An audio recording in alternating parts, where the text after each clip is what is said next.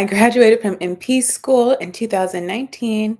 Then I became a travel nurse, graduated with my Doctor of Nursing Practice degree, took a 1 year sabbatical, and I just finished, or I'm about around 3 months into my first MP job, and I'm here to share my journey. Welcome to my channel. I'm Dr. Kimberly Madison, a doctorally prepared nurse practitioner. So I'm trying to figure out how I should do my intros. So welcome back. Thank you for joining me. Today you're going to be doing some laundry with me. As you can see, this is going up on a Sunday, so that already lets you know how busy I've been because usually I go live on Saturday. So today we're going to be talking about what I've learned in the first 3 months of my first MP job. But before we get started, um, I hope you're doing well. I wanted to show you one of my favorite lip balms. I've tried quite a few on my Instagram page and some that I haven't made any content for, but this one by Supergoop is my favorite. It's so good. And so it has SPF of 30. It does have some acai in it, and it's 0.5 fluid ounces.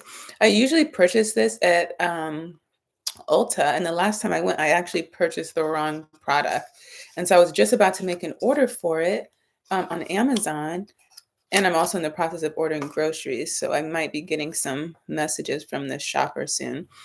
And I wanted to order some more floss, and I thought I had another bag already, and so I went to check. And when I went to check for the floss, I saw I had this box, and so I was so happy. And I thought, oh, let me just mention it, because you know what I really love about this, like there's a lot of lip balms, you have to put them on multiple times a day and your lips still feel dry and cracked. And with this one, I don't feel that way. Kind of like how I feel with La Roche-Posay's moisturizers. After I wash, I don't feel stripped. It's not too sticky. And yeah, and I feel like it lasts a pretty long time considering I use it every day. So that's my plug for that. And yeah, so as we are speaking, I have my follow-up appointment with my derm PA in 2 days. It's been 6 weeks since we started treatment for my melasma and my hyperpigmentation. I'll do a separate video for that, but I just put on my products, and so I have my hair up so that it can kind of get absorbed first before that happens. So let's get started. So you saw my little intro.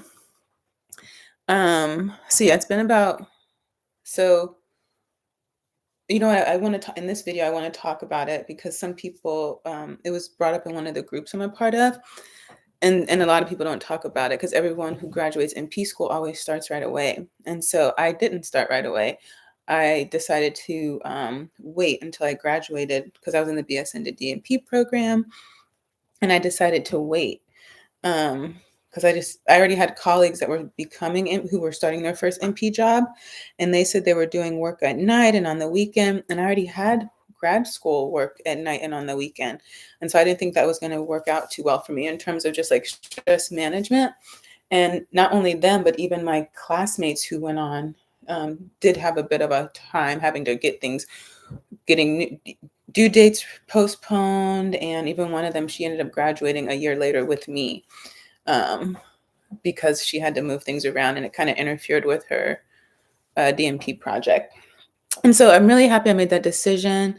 And then if I was going to start right away after I finished the DMP program, but then I decided to go another year and use that opportunity to explore some other things that had piqued my interest during grad school that I really didn't have time to really explore fully because of time. And I thought, if I get this job right now, I still won't have time. And so I took a year off to just explore what direction I wanted to take my practice. And that's how I ended up in this whole entrepreneurial space and into derm. And now that now that I do have my first MP job, I am so glad I made that decision, and I could not recommend it enough. And actually, as we're speaking, let's see, so you'll see this today. So I just finished, I've been filming interviews for the podcast since Thursday. So there was two so I talked to 4 people, but I filmed 7 episodes between all of them. And So it was a lot, but they were all clinicians, and it was super, super. It's been really some great conversations that I've had here these last couple of days. And so we're rolling out two new series, which I think I've talked about on here, or maybe I was waiting to make sure the interviews took place. We're starting two new series on the podcast. That's the Melanin Initiative podcast, um, called Becoming a Physician and Becoming Doctor of Nursing Practice. And so those two gentlemen were kind enough to let us follow their journey while they're in school, and just to help increase our awareness about what that experience is like, both amongst the public and amongst our colleagues. Because sometimes we're so busy learning how we do our own track that we don't really know what our colleagues are going through. And so I just thought it would be really interesting experience. And so those will air in February as part of our overarching History in the Making series. So I can't wait for you to see those. And then we'll go on a hiatus in March and April. So that's a hiatus for you all, but we'll be working behind the scenes getting ready for season 3. I even updated the logo yesterday. I'm just waiting on the girls to give me their feedback. And so I'm looking forward to the downtime though. And so anyway, one of the gentleman, Clarence, who's the physician, he's the med student right now, will be following his journey. We were talking about gap years and how invaluable they are. And in medicine, it's quite popular. He said it's even being encouraged because it gives you a chance to really explore some other things and make you a little bit more well-rounded and prepared for what you're about to do. And I told him that let me see. Hmm.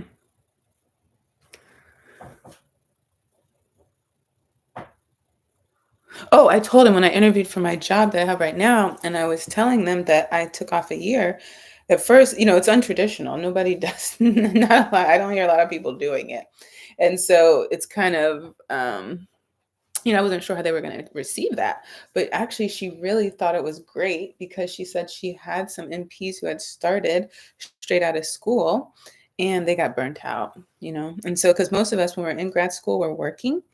Um, and even, yeah, so you're working, you're in grad school. Some people have families. Some people have done the accelerated program. Most people are working a lot of overtime even before they go back to grad school. And then you're doing grad school, you're doing clinicals. It's a lot. And then to just graduate, study for boards, and then go through all the interview process and applications and credentialing and privileging, and then to start a new job. And it's a lot. So yeah, depending on where you are in your journey. And a lot of times when I do these videos, I'm thinking about my mentee, like what would I tell her? Because this is her last year, like 2024 is her last year in her getting her BSN, but she already knows she wants to go to NP school. And so I'm thinking, what would I want her to know at this stage in the game? And I think at her point where she's at, I just want her to like really focus on building her foundation for clinical practice, learning nursing theory, and also developing her philosophy for her practice, which she's already demonstrated that she's been thinking about because she's been working. She's been working as a tech, and now that she's in nursing school, she's an extern. And I already see those wheels spinning in her head, and it's wonderful. And so at this point, that's what I want her to focus on. But I also want her to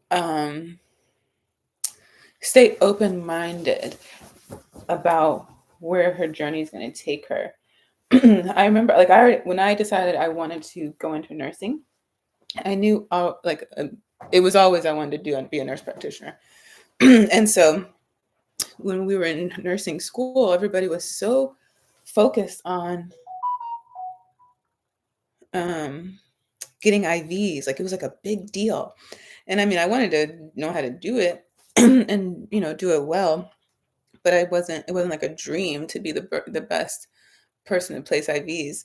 Now, it so happened that because I work night shift, I got lots of opportunities to do really well, but it wasn't like like a goal that I needed to satisfy. Sorry, I need to just hit my shopper up real quick. And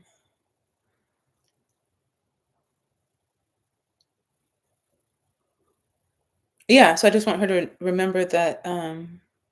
Oh yeah, so then and it was also like, if I know my ultimate goal is I won't be doing these particular skills for the long run, then I need to stay focused on where I'm headed. And even now, when I have my colleagues and I see um, the things that they do and how they spend their time, and I think it's excellent. Like I'm so motivated and inspired by their level of expertise and dedication and support.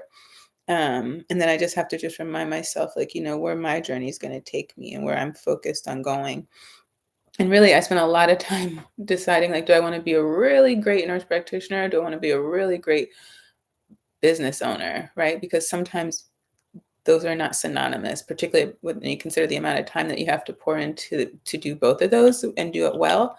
And even like being an NP that owns a practice, let's say, the goal might not be for you to always be the one seeing patients. At some point in time, you be running the practice and other providers will be seeing the patients. And so, those are just kind of the thoughts that I have on occasion. And by occasion, I mean every day. So yeah, so that's kind of some of the things I've learned is it was a good idea to wait. And taking that time off afforded me the opportunity to learn so much because once we're in practice, we're just going, going, going, going, going. And it's really hard to be able to take time and do anything else. And so, and I get a lot of questions, I get a lot of inquiries. And um, some of it's because people just haven't had the time or the exposure to know these things even exist because so much of clinical practice is focused on patient care that we're not even thinking about the business side of healthcare. And you hear that in conversations with nurse practitioners about how it shouldn't be a business, but it and it is a business. I mean, it's always been a business.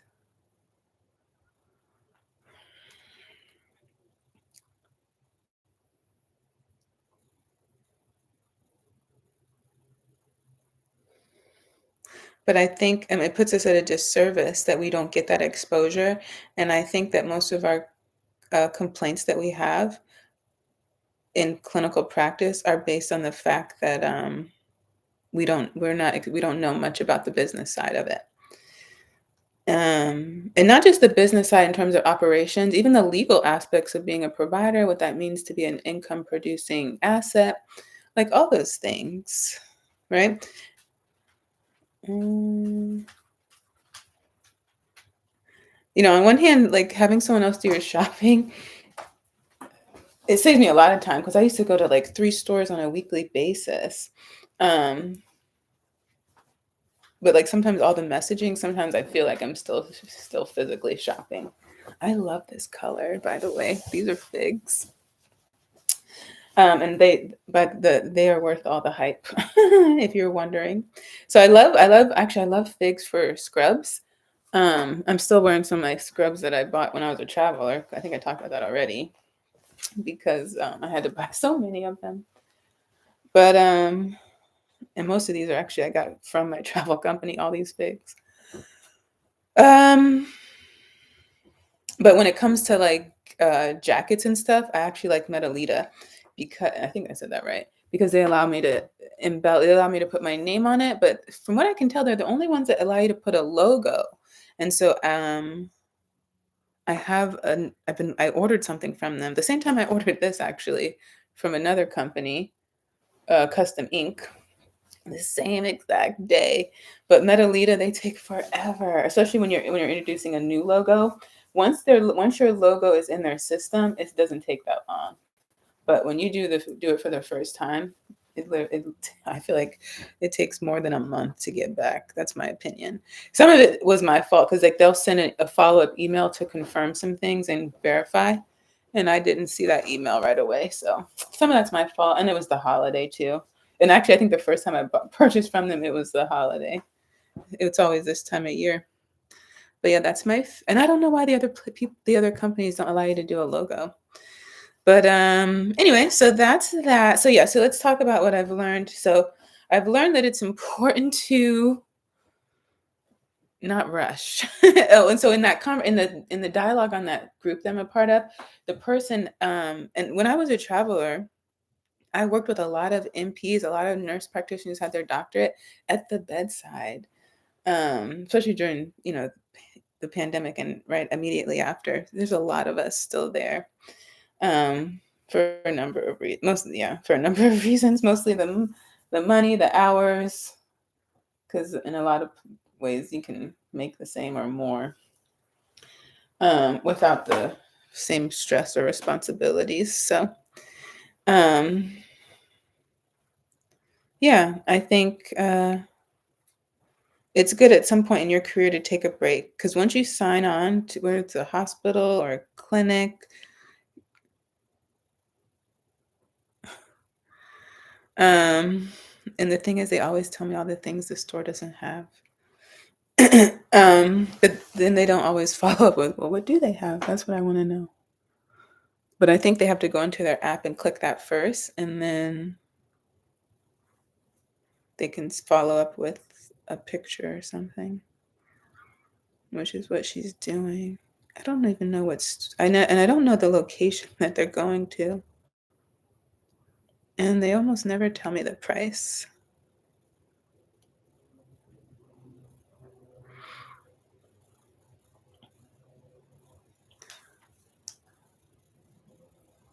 Um, I forgot what I was saying. But this is real life right here. Oh, so anyway, that Facebook group, the person was asking about I think that it had been 5 years for them since they graduated. And it's not so much when you graduate, it's really how long it's been since you had your pharmacology course. And so they will offer the opportunity for you to take another course, which is a whole semester and a lot of money. Um, or you can do CEs. And so that's what I chose to do. And it was a little more flexible. And so that took up my whole summer. And then was interviewing at the same time, got hired, and then it was going to be 30 days from that point until I started. And so after doing all those CEs, which I did, so it ended up being like 50 hours of pharmacology, but then the contact hours were like 60, because like a course might offer, let's say, 15 contact hours, but it might only be 5 farm hours. So you end up still doing kind of more. And I like that route better, and I recommend it, particularly if you're interested in derm or even another specialty, because I picked so if you do that farm course at a school, um, you have to do what they choose. Whereas when I did the CEs, I picked all derm related stuff. There's even like Botox. There was a Botox one that was like 10 or 15 hours.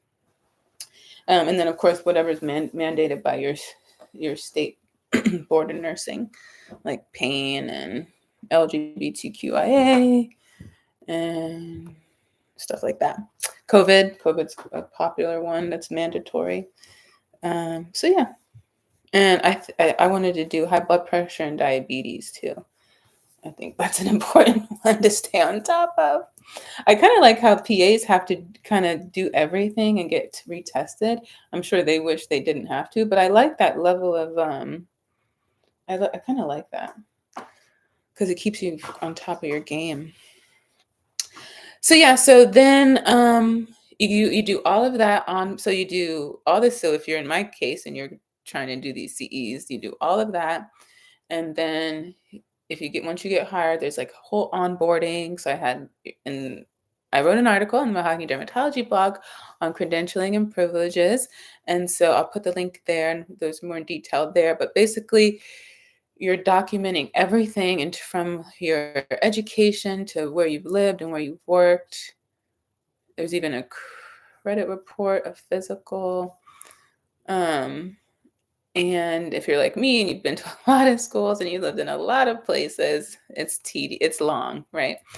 And so I recommend like depending where you are, wherever you are listening to this, just start keeping track of that in a place where you have access to it, like, easily.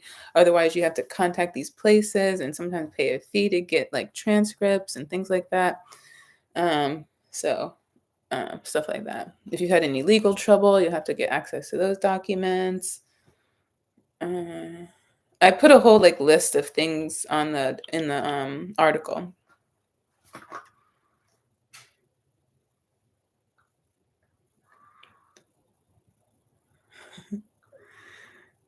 I should have just probably bought it on Amazon.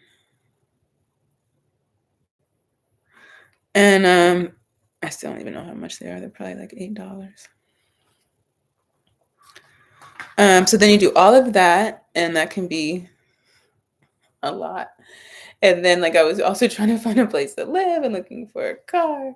And so did all the so then you do all the onboarding. You get signed up in the CMS, and that's kind of its own thing too. And I think my onboarding had videos. So I was watching videos and reading text and filling out documents. And then once I got hired, then there were more modules. But while I was in orientation, but at that time I wasn't charting. And so the idea was that at the end of the day, I would come home and do the modules. And as soon as those ended, then I started studying for certification. And that's been challenging because, like my friends, I'm charting at night and not so much on the weekend. Unless I'm looking up stuff and preparing for Monday. Um, so yeah, so it's a kind of a lot, but I'm so happy. I had this past week was probably one of my best weeks, and each week there I can always point to, like, oh, this was, so this was good, or this was a learning lesson, or this is something I need to. There's a lot of things to work on, but to see, like, some hope and and things to keep you motivated and encouraged. And so, what have I learned? So I think the big one of the so I'm so happy. So even when I was in nurse practitioner school, I knew I was never going to do primary care. I think it's important for, as people, to go to their primary care provider, but as a provider myself, it wasn't my cup of tea. I don't like the restricted visit time, and that's like a big one actually. That's one of the things I loved about night shift, was I can kind of work at my own pace. And I did. And so, yeah, I never liked primary care. So I always liked the idea of specialty. And let's see. So I love that I'm only focusing on one thing and I can really master this one thing. That's a thing I really like a lot. And I like that I have so a big advice when you first start is everyone's going to say, make sure you're not the first MP. And I'm not. It's a team of MPs, and I'm so happy. I'm not the only one who this is their first MP job. Plenty of people, this is their first MP job, and they're still there, and they're still still doing well and happy and satisfied. And so those are all good signs for me personally. And so that's some things that I thought were really great. Um, I've been able to lean on a lot of my education, and especially in my doctorate program, I feel like I'm using a lot of those skills in terms of, like, project management and speaking about the evidence. I do that a lot, talking about the evidence with colleagues as well as patients and their family. And you know what it reminds me of a lot of being a new nurse, when everything takes you like 3 times as long because you're building your confidence and you're double checking and triple checking. And I've talked quite a bit about imposter syndrome, like my imposter syndrome experience. And I actually think it's still present, to be honest. It's not that I think there's phases, I think there's levels to it. Because I think initially it was like a lot of, I don't know if fear is a good word, but it was just like a lot of weight. Like physically, I could feel like, like, especially during MP school, like the amount of weight that comes with being a provider. And yeah, I think that's a good way to describe it. And maybe some fear in terms of, like, making the right diagnosis. That's always been my biggest concern. And so I told you I talked to Wendy. Was it Wendy? No, it was Janice in DMP's of Color. She helped me walk off that ledge like a year ago. And so I felt really confident coming in, and then and I still feel, good. But I think my confidence is still growing and building, and I can just it just reminds me of being a new nurse and checking everything and double checking and thinking like, is anyone going to look over this chart? Is someone going to make sure I'm doing this right? And before submit things and send them, I'm just like, oh man, did I miss something? Because you look over it, you read it so many times, and the more you read something, the more you miss stuff because you've seen it so many times. You become desensitized to the little changes, and then after you send it or submit it, and you look back, and you're like, how did I not see this? I looked at it so many times. But that double, triple checking, that's starting to wean a little bit. I don't have to check it 6 times. Maybe I just check it 4 or 5 times. And so that's been super helpful. And just really improving my documentation and talking to the people who can help me with that. That took up a lot of time because then I was relearning. So it's like you're learning how to make you're learning how to make these diagnoses, come up with these plans. Communication, that's a big thing I'm working on, learning how to communicate in this role. You're learning all the treatment plans, you're learning all the treatment options, the evidence, the protocols, the policies, how to evaluate, how to address complications, how to work collaboratively. And then I'm doing all this documenting, learning how to chart right, how to chart so that my patients can get what I think they need, learning how to chart so that I can get what is available. So it was a lot. And then with the holiday, that was a lot because people were going on vacation and they weren't there, and so things were intense. And so now that the New Year's here or over and things are back to where they're gonna be, I feel like I can breathe and starting to make these doctor's appointments. And so what have I learned? I learned that it was best that I've waited for me. I learned that specialty is great, especially because I didn't jump right away. It's really nice to be able to build up my practice, um, and not be kind of have my mind divided in so many different areas in terms of treatment and specialty.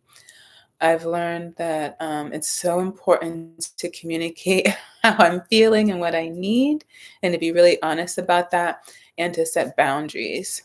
I've learned that it's good to lean on your colleagues and really heed their advice based on their experience. And so that's where I'm at right now. I ask for advice, and I am thinking about how am I going to take their advice based on their experience and use it to match like my philosophy of care, right? In particular, not getting burnt out. Like that's been like a big thing. And so I want to make sure I don't do that. But I also want to make sure I provide the kind of care that I want to provide. So I'm trying to find that balance, right? I've learned that there's a lot to learn. And like, so just because I might have done something for 10 years, that doesn't mean I'm really good at something in a different setting. So let's talk about communication. And so now the communication is like a lot different, right? And so I got some feedback on my communication, which I talked about before, and I've been really working on that and like following up if I say one thing and following up with like a lot of positives and boosting confidence and seeing how that really makes a difference.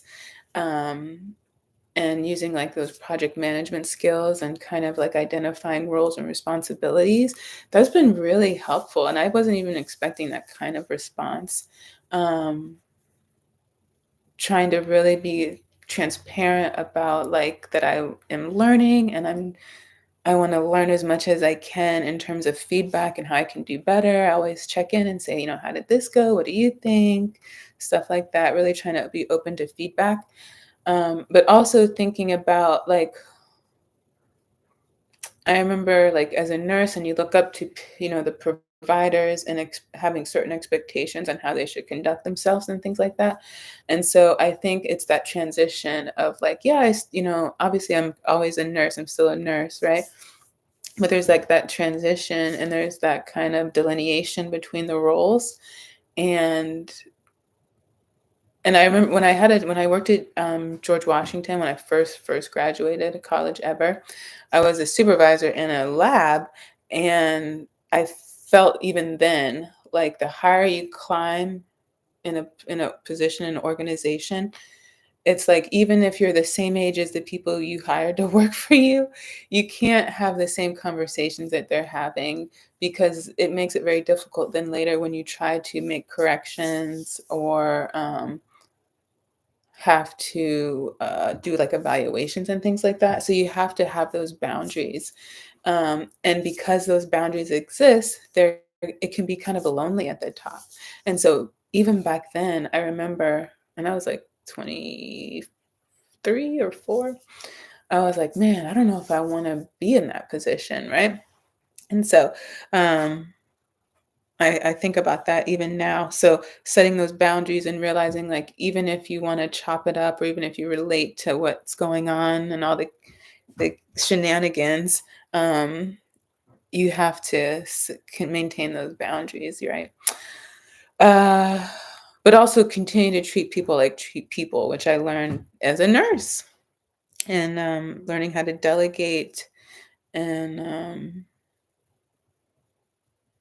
yeah, even then, it's quite similar actually, but just at a different level and to a different degree because everybody's really expecting a lot of you and you're expecting a lot of yourself.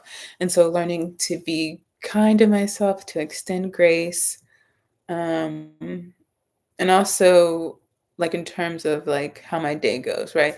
Maybe I wanna do all these things on Monday and all these things on Tuesday and all these things on Wednesday, and it's like when I have to be realistic and see, like, it takes me how much time I'm dedicating to work, and so instead of just being stressed out every day or feeling like I'm not accomplishing anything, I said, "Okay, I'm just gonna designate all week is dedicated to work and studying and learning, and then on Friday is going to be dedicated to writing.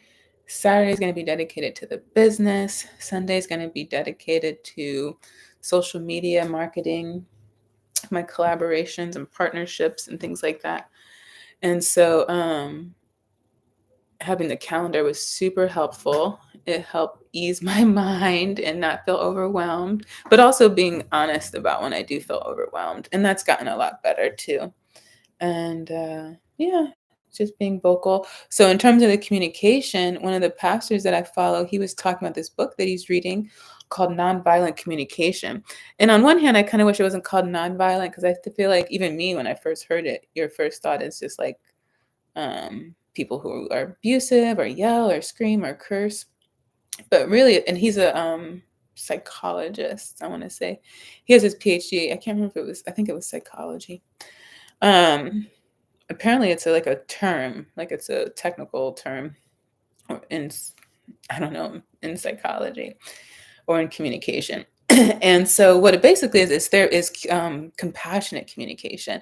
And so I'm still in the very beginning of it, but it's all about when you talk to people and you're listening to them, most importantly, you're listening to hear what they're feeling and what they're identifying their needs are. And I think it's super helpful. And it actually brought to my attention that we don't really get communication skills as a provider in NP school. And we used to do a lot of like simulations. Like all my feedback on the simulations was that I wasn't empathetic enough. And I don't, and I think it provided examples of how to demonstrate that. Um, but I think there could probably be more, and not just empathy, but other types of communication from a provider standpoint, which I think doctors do really well. And like I was talking to Clarence, the guy we're going to be following who's in med school, he was saying he has a course on, it's either like a course or a lecture or something on how to be a provider, something to that extent. And I thought, wow, that's what we need because I feel like doctors do a really, really, really excellent job of introducing, like when they do introduce themselves, introducing themselves, being very empathetic, being very compassionate and patient, never getting, um, like they remain very calm and very steady. It gives you a lot of confidence. And so I think there's something there to be said about communication as a provider. So I'm super excited about this book, what I'm going to get from it, not only as a provider, but also in my personal life. I think that's certainly someone, communication is so important in relationships. And even if you're with someone for a long, long time, that doesn't mean there's not room to grow, because you're growing all the time. And I think I'm really happy to have it. Actually, I read when I first started dating seriously, I dedicated like a few months out of each year to just learning about relationships and reading a lot of books. And so I said, it's just like any other thing that you want to see grow, you have to invest in it, right? And so I'm happy to do that with this, to use that book for this, and to be able to implement some of the things that it brings up in my personal relationships. I think there's a lot that could be there, because you know what I noticed in my 30s, I'm quite vocal. I'm not much of a, uh, I guess, a straight shooter in a way. I guess that's one way to describe it. And so I'm not hesitant to have conversations, or some people think if we're in a disagreement, we're going to talk, that's considered a confrontation. I don't see that. But I think even if you become very comfortable talking and being expressive, that even with that, there's still a level of like editing that should take place. And so that's where I could certainly benefit a lot. And so I'm excited about this book. I'll put the link in the description box. Um, it's called Nonviolent Communication. I forgot the doctor's name that wrote the book, but it's an audiobook version. Mostly, if I'm bringing up a book, I'm referring to the audiobook. There's just no way I could sit and read all those books. And you have so much free time when you're doing laundry, driving, sitting on the toilet, cleaning, cooking, like a million, shopping, a million things. So I think being able to take some time and learn how to do that is really good. And then, and I think just being a little more patient with seeing things get accomplished. And so, yeah, I think it helped me set some realistic goals on where I want to, in terms of how fast I think I should grow, or how fast I think I should learn something. And that's helped me relax some of my goals, especially as it pertains to my business. Um, yeah. So I think those are the main things. But I think the mental health. Oh, no, they delivered it. He didn't even bark.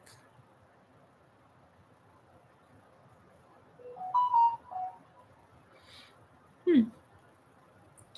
Um, he must be knocked out. I think so. The last thing that I've learned is the mental health surprises. They really took me by surprise, I think. Um, because everyone talks about like like documenting and time management and admin time and things like that, but like and I think I'm still trying to find the language for it, which you can probably see. I think anxiety would probably be a good one. And so my mom's been super helpful. Now when we talk, I feel like I just said this somewhere. Maybe I was thinking anyway. We talk every day. Oops.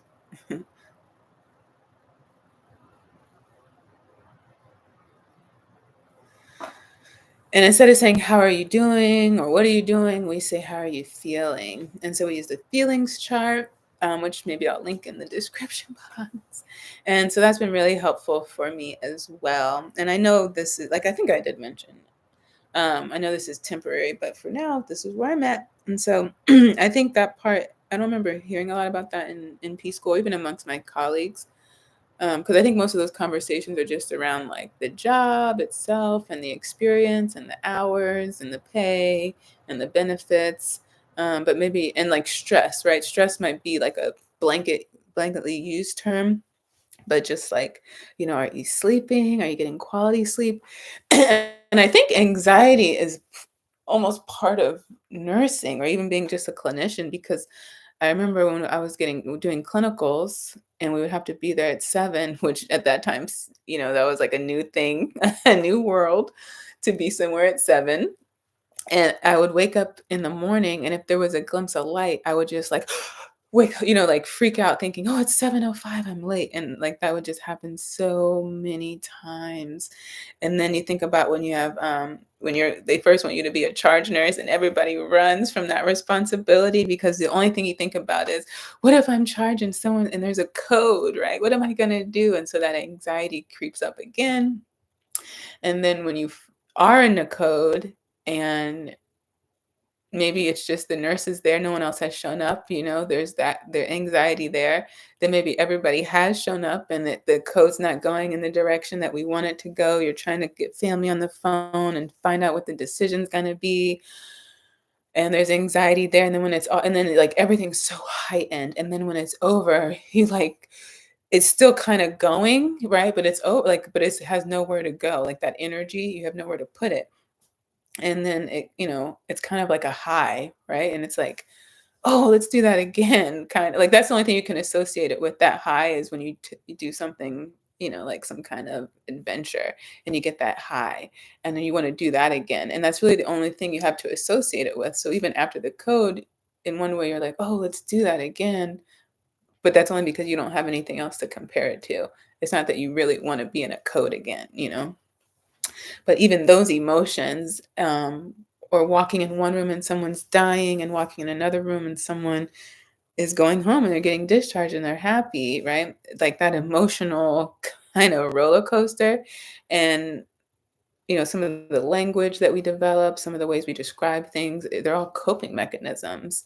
You can talk about something that's terribly sad and discouraging, and you say it the same way you say, "Oh, I think I'm going to go get a sandwich for lunch." It's like the same tone and everything because that's like your coping mechanism, right?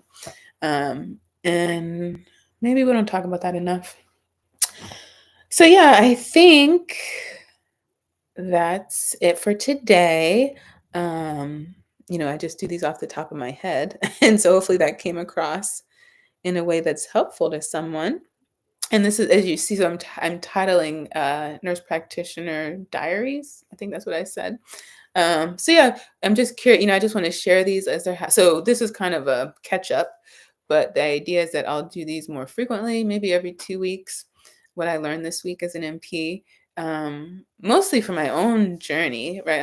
I can't wait to look back at these in like a year, 2 years, whatever, and see like how I've grown and what I know for sure about, oh no, this is what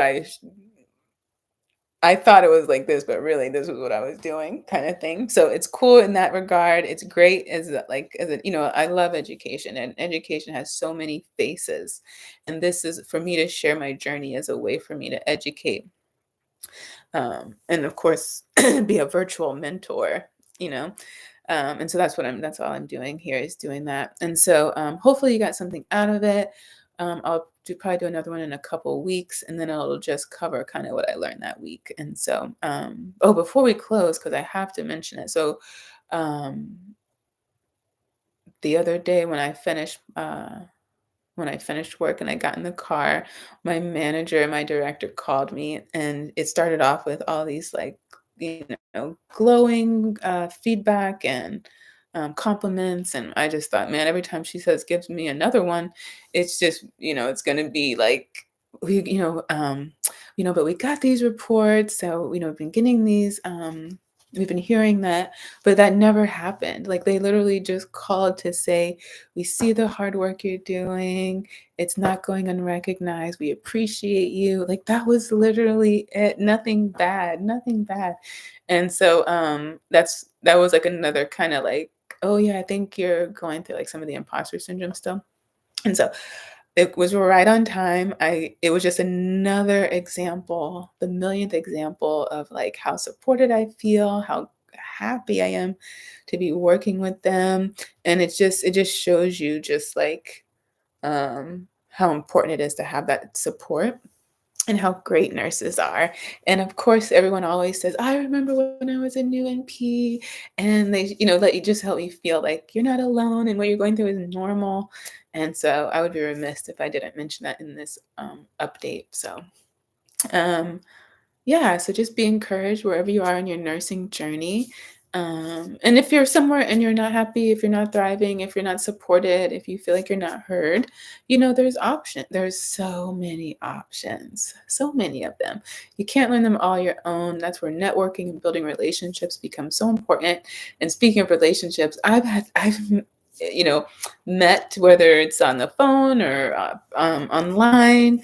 Um, in just the last 2 weeks of other, clinicians, and it's been wonderful, the collaboration and, it's been, very positive and, we're all just out here trying to do the best we can, and we recognize that we can do more together, right, and pick each other's brains, and even when you see someone might be, like, miles ahead of you, really.